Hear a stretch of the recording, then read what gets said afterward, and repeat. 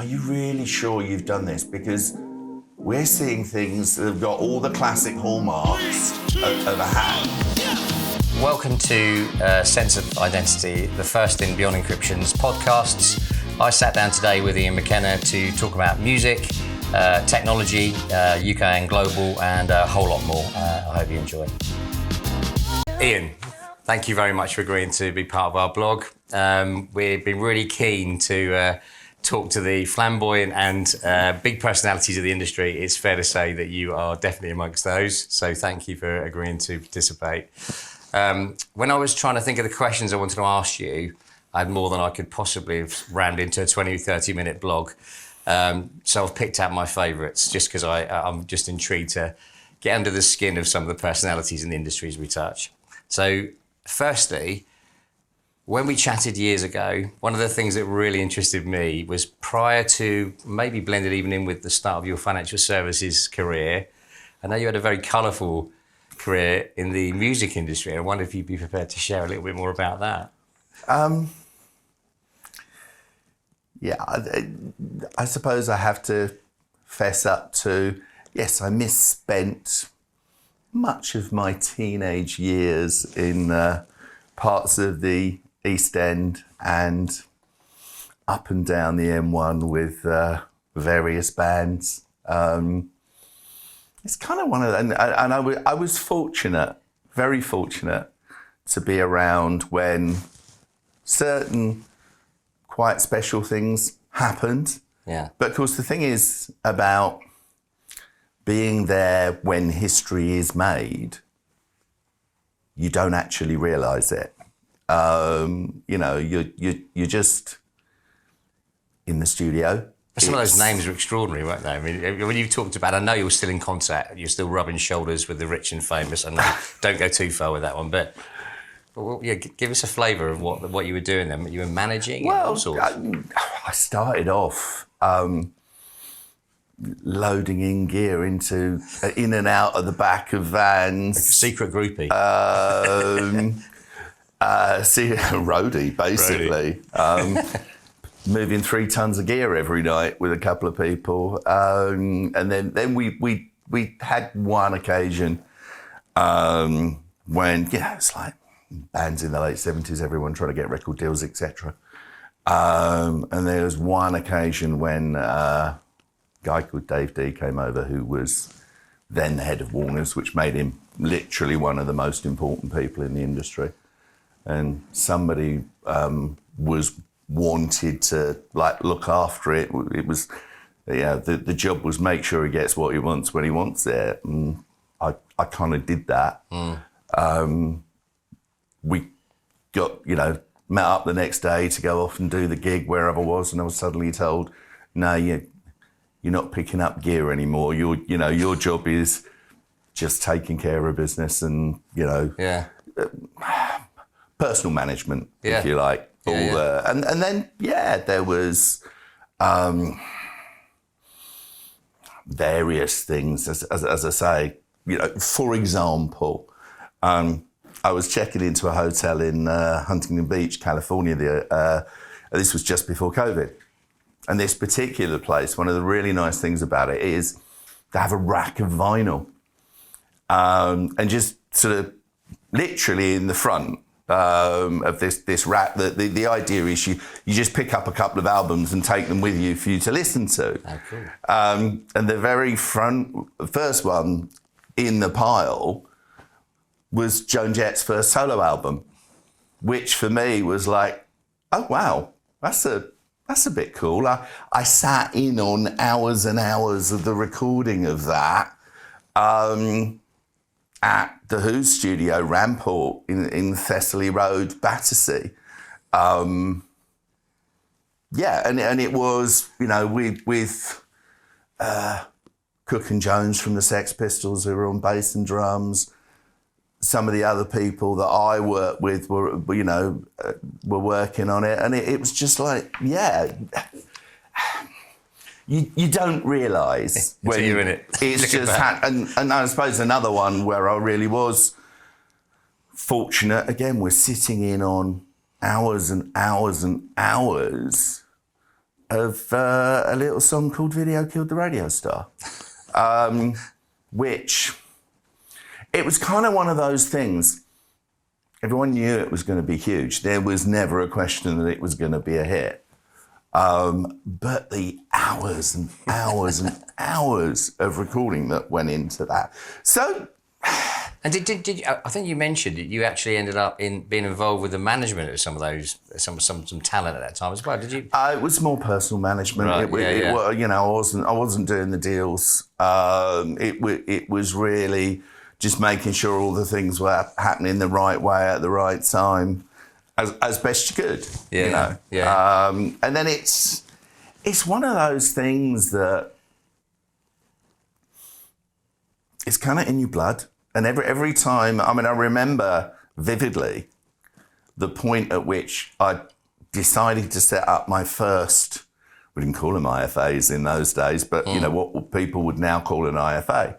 And I was very conscious in my mind that I was going to see the band that I used to work with, but like I wasn't working. I didn't have to worry about, you know, how the back line was working, you know, were all the sounds right? I just literally sat there and stood there and enjoyed the gig, and that was a bit surreal as well. And it's like every time you think you're out of it and away from it, something happens. It draws you back in. Yeah, quite literally. And I now have an awful lot of friends in that industry, so particularly in the States. So it's kind of one of those things. So do you think, obviously you're, as I said at the beginning, and I mean that, you're a big personality in this industry, it's fair to say you've never been afraid to say what you think, which is personally, I think, a really good attribute, really good skill. So where does that resilience and that sort of confidence come from? Do you reckon that's back to those days of music? Do you think that helped you? You know, what's been the driver there, the passion for that side of things? I honestly don't know the answer to that. I mean, to speculate, I think, again, and you know, perhaps it comes to something of the journalist in me. Yeah. You know, I'm passionate about looking after people. I'm passionate about making people's lives better. I'm passionate about our industry doing what it should do, and it doesn't always. Yeah. And I find that an enormous frustration. I think a perfect example of that is claims. You know, when I see situations, and I come across this far more often than I should do, you know, where our industry isn't doing what it's supposed to do when people need it the most. And I do, you know, I get involved in situations, for example, as I say, more often than I should do, where someone will ring me up and sort of say, we got a problem getting this claim paid. And I make a couple of phone calls, usually to the right people in the C-suite. And actually, when you make them aware of their processes aren't working properly, they're genuinely horrified. Yeah. And you do get the occasional sort of bit of feedback along the lines of, you know, why did you get him involved? To which I think the answer is, well, he got it paid, didn't he? Yeah. I can't guarantee if something isn't a valid claim, it ain't going to get paid. By the same token, and I mean my own experience is the number of times I've had a claim myself in the industry, and it gets declined in the first instance, and I'll just go back and say, you know, talk me through. My favourite one, I'm not going to say which insurer it was, but I had a travel claim, which they declined. And I spent a Saturday morning, not really the best use of a Saturday morning, to be honest, but writing them a letter to explain how, in declining my claim, they'd breached 6 of the 7 FCA TCF principles, which I was really annoyed because I couldn't get them on the 7th. It's fair to say that claim got paid very quickly, but you shouldn't have to do that. No. So, I mean, it leads nicely into, if I may. So, I mean, you describe yourself as a tech evangelist. I'd wholeheartedly agree with this, by the way, a tech evangelist. So I wholeheartedly agree with that. And I know you are you're probably the only person I know that continually returns to the US to test and probe and look at the market and compare the UK and the US. And I'm not suggesting that things are always necessarily ahead out there or what have you, but what's the motive behind that? And from a thought leadership perspective, which is what that's what you do on a day-by-day basis. I like to think we all do that a bit, but this is what you're doing fundamentally in FTRC. What would you say you've discovered through those visits, and what do you think the next 12 months holds in store for us in that context? What's exciting? What's not exciting? What's changing? You've got quite a few questions in there. I'll try and take them. Try and remember them all. First and foremost, I've been spending. I'm typically in the States once a month, and I've been doing that for over a decade now. When it started out, particularly, it was a little bit like getting into a short-term TARDIS, because you could, going over there gave me a good indication of where we were going to be probably in a couple of years' time. And, I could sit down and map it all out on a whiteboard of things happened in the US. I saw things happening in the US. Yeah, and about 3 years later, they turn up over here. I think we've seen some change of late. I don't think they're 3 years ahead anymore. They're probably about 18 months ahead.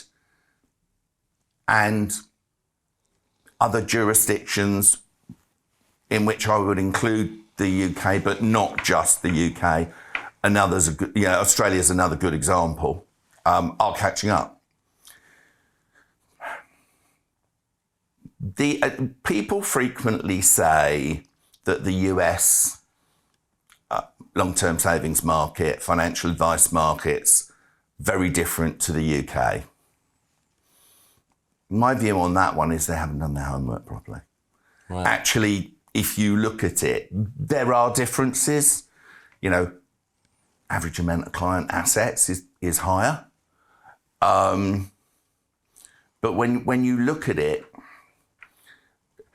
the names of the actors may be different, but the roles are essentially the same. They're an IFA over here is an RIA over there. Broker-dealer over there looks incredibly like a network over here, and so on and so forth. You can map it out. There are subtle differences. But one of the key things in all of this is, what people want from their financial advisor, their financial planner, is the same all over the world.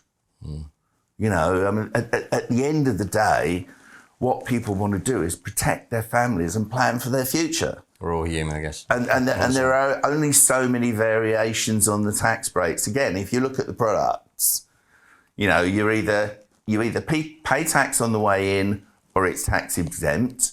It's either taxed as it rolls up or not, or you pay tax on the way out or not. And the overwhelming majority of financial products are a variation on that theme. Mm-hmm. Yeah, different wrappers, different names, I guess. Yeah. I was going to ask a question which is almost impossible to answer, but if you could think of one thing that the financial services sector needs to do in the next 12 months to help its customers, you talk about clients and customers, because that's what this is all about, how the industry serves individuals, and it's almost impossible, I appreciate that. But if you had to try and think of one thing, maybe it's more of a theme, but can you lay your hands on anything that you would say is important in the next 12 months? I think it's really genuinely put yourselves, in the customer's shoes. Yeah. we have the good fortune to work in an industry which is well remunerated.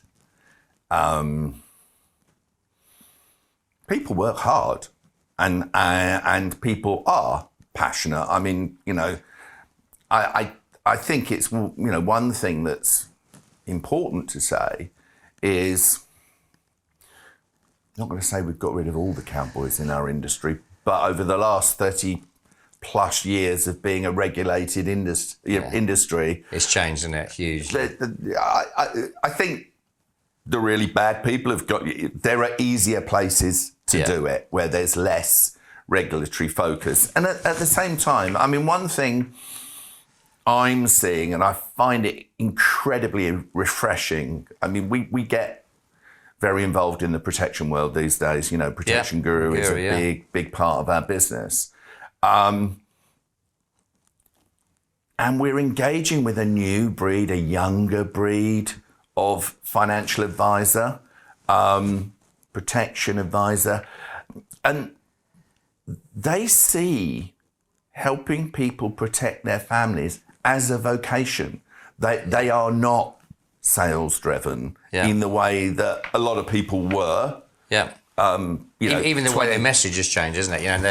I've seen some of the people that I've seen, because I know a lot of those organisations use Protection Guru as a backstop for there's a lot of data there they've got to think about, and in fairness, you have to use technology there, so that makes absolute sense. But the methods by which some of these markets are now opening up, social media, I use that loosely because it's not about that. It's how you get a message to someone that pervades that passion, which obviously you've got. But I agree. I think it's changed. It's good. But as I said, there are lots of passionate young advisors, and they do use social media, and they're far more direct than people would have been historically. They will call out where, what families need to do to protect themselves, the importance of it, how you're really not looking after your family if you're not, the situation where most people will choose satellite TV or cable before they spend money on life insurance, which bizarre in a way. It is bizarre, and so many. It's great to see so many of those young people with passion.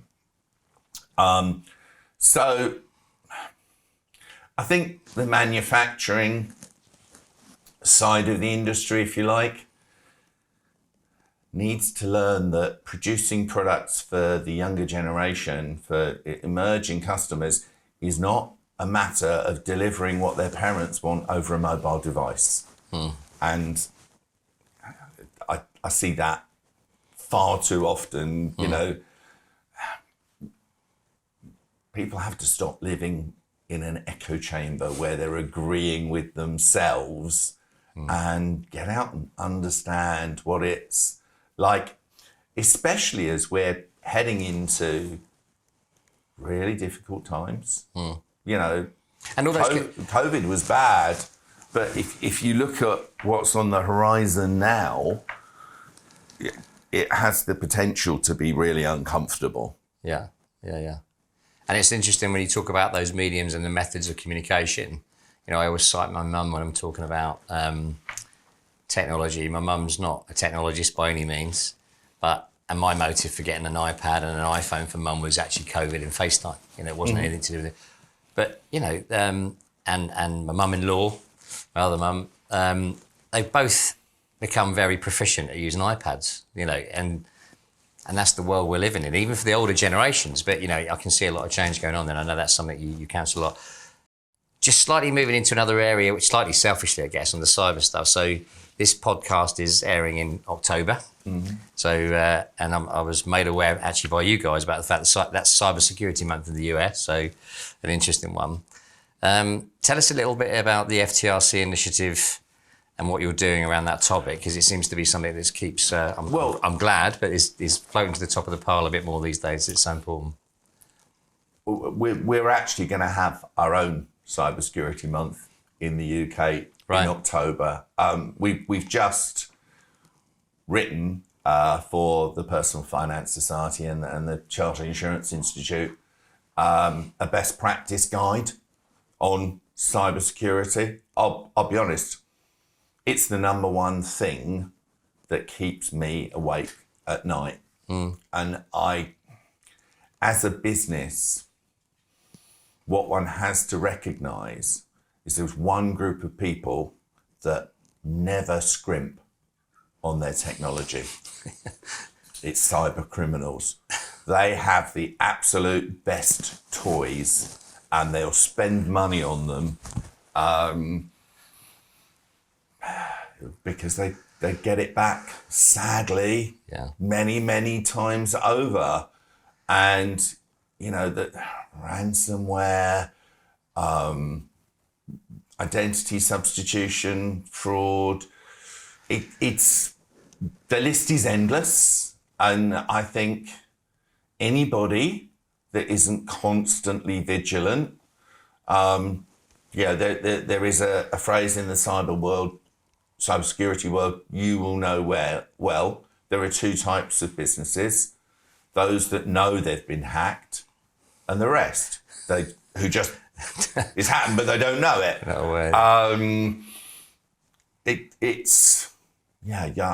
mean, you just constantly have to be on your toes, updating what you're doing. So in October, we'll be putting over advisorsoftware.com, we'll be putting out a series of articles looking in depth at different elements of how firms can help protect themselves and their clients. And that's education focused, trying to get people to understand the landscape. Is what? Oh, there we go. Bit of technology in action. Is that the aim of this, to try and get? Are you finding people are beginning to grasp more the subject, and and is this to try and help them understand that there's a wide range of topics in cyber, isn't there? So, yeah, I mean, I going back to the question about differences between US and UK, I do see US advisors being rather more focused on this, but I think UK advisors are catching up. Who wants to have to ring a client and say, look, I'm terribly sorry, but your account's been hacked. Your money's gone. I mean, you and I have talked about this before. The extent of Friday afternoon fraud in the legal industry, by which, just to clarify for people who don't know what it is, situations where, on the completion of a property transaction, somehow the criminals will send an email to the client and just say, oh, by the way, slight change internally, send the money to this account, not that account. And of course, it hasn't come from their lawyer, it's come from a bad actor. The amount of that goes on, and yet we never hear about it in the savings and investment world. Or if we do, we hear about it in dark corners and no one talks about it publicly. I have a lot more people tell me about how they've stopped cyber fraud. Never have anyone actually saying it happens. I mean, occasionally you'll be having an off-the-record conversation with a platform or something like that, and they'll cite cases. And one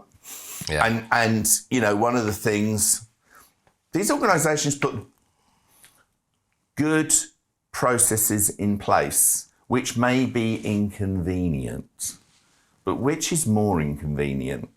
Having to, for example, on certain changes of information, bank account, address, etc., there'll typically be a requirement from the savings institution to check with the advisor that it's legitimate and they've actually spoken to the client. Which is worse, making that phone call or making the phone call, as I'm aware of one, where an advisor was asked if they'd actually had spoken to client on this. They confirmed, yes, they had. And the platform, as it was very vigilant, and they went back to the advisor and said, are you really sure you've done this? Because we're seeing things that have got all the classic hallmarks, of a hack. an attempt to make an unauthorised withdrawal. And at that point, the advisor fessed up. Yeah, actually, I didn't really. Better double check. And then had to go back to the client and explain what was happening. And my guess would be probably wasn't their advisor much longer after that. Yeah. I think we need to be upfront and direct with clients and convey to them. Sometimes we may have to do things in ways that are less than ideally convenient. But we do that to protect their money. And there's nothing more important. I mean, one thing that does worry me is with the Internet of Things and so many IoT devices are built in ways that they know are vulnerable, but they don't want to put the security layer in because they want the customer experience to be so easy. That's a real worry. Yeah. You just, as I say, you cannot be over vigilant. And, what we're trying to do is inform people. Yeah. I think within a business, two things. Everybody needs to be involved with cybersecurity. Every last person. But you've also got to have somebody that takes ownership of it. You can't have it.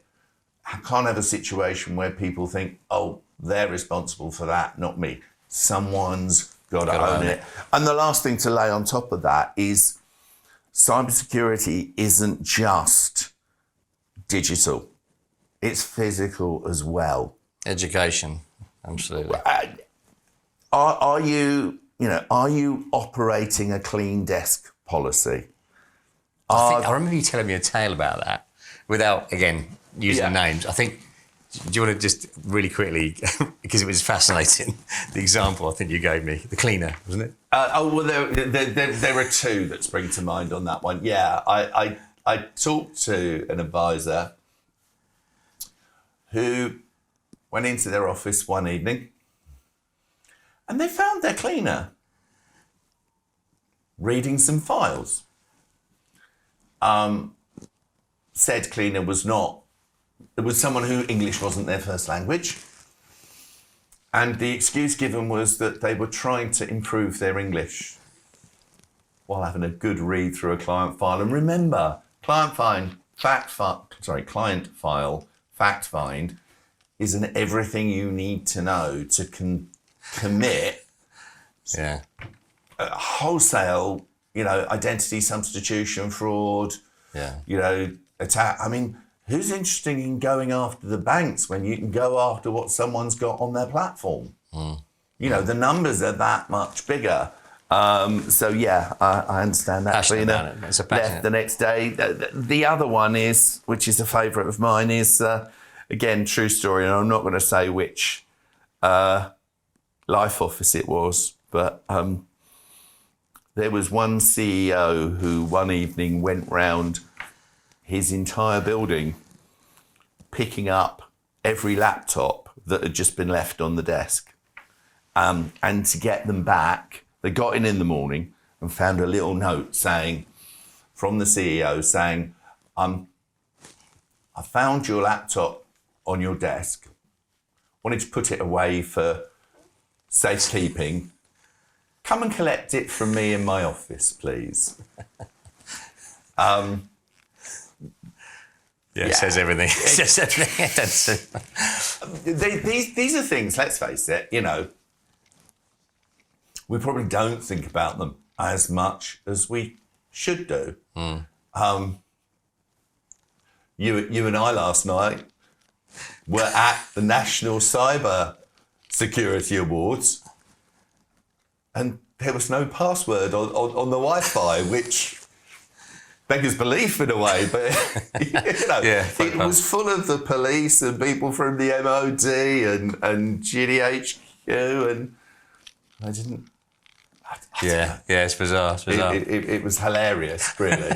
Drawing this back to you, because thank you for that, because it's an interesting topic, obviously one that I'm very passionate about. So, but just drawing back to Ian. So, what would be the one piece of advice, if you can find one, that you would give yourself, your younger self? Don't sweat the things you can't change. Focus on the ones that you can. That's really good. I think if you're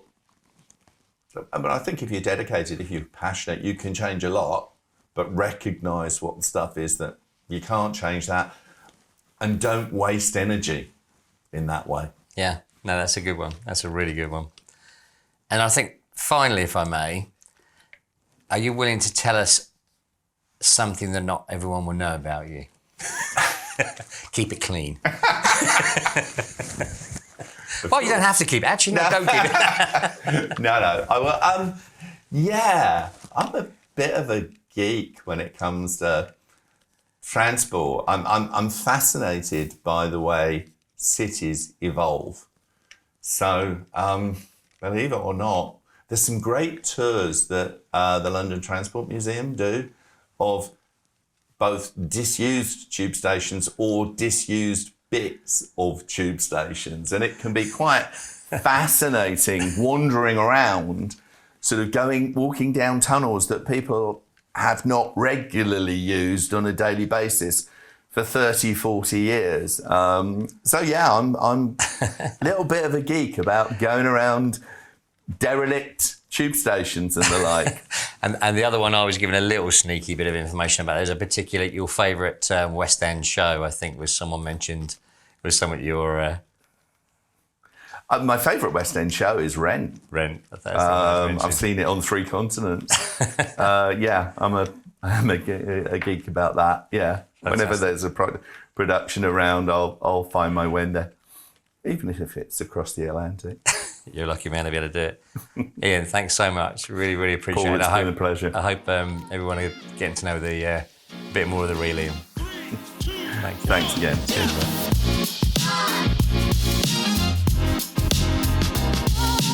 I'm aware. Am I moving too much? I know I'm very animated. No, it's good. We're covering what? Yeah, no. This is. Well, to be honest with you, you and I chat about this stuff, and it's all like you said at the beginning, isn't it? You know, what we do in our lives is what we do in our lives, and it's like, is it interesting about other people? Well, it is really interesting. It's interesting how people arrive where they are. Yeah, I'm only a little bit like, am I name dropping with the Joan Jett thing? No, not at all. No, I think it's fascinating. It's fascinating. It's true. It's fascinating. I literally did spend. Yeah. And there's lots more. I'm not going to tell you why there's a red light on.